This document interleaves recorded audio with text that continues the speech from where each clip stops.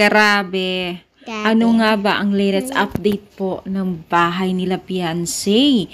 Yan po ang maraming katanungan ngayon ng mga netizens at yan ang ating bigyan pansin at reaction for today's video.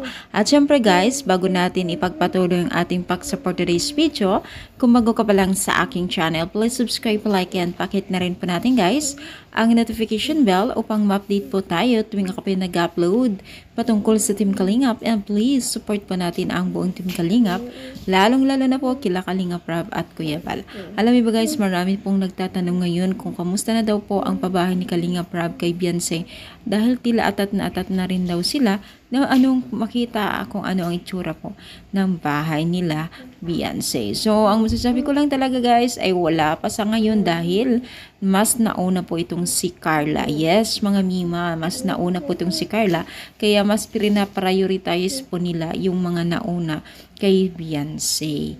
So, may patakaran po kasi yan ng Team Kalingap na wala pong excuses ng isang beneficiaries. Kung sino yung nauna, yun ang unang papatayin.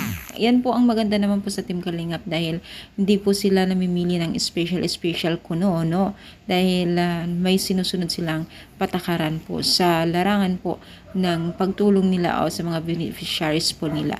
Kahit pa nandyan na yung pera for na pabahay, pero hindi pa kasi mas inuuna po nila yung naunang nakilala or tinulungan nila. Kaya naman po ay napakaganda, sana tuloy-tuloy ang pagtulong po ng Team Kalingap at syempre wag natin hayaan na hindi suportahan ang Team Kalingap.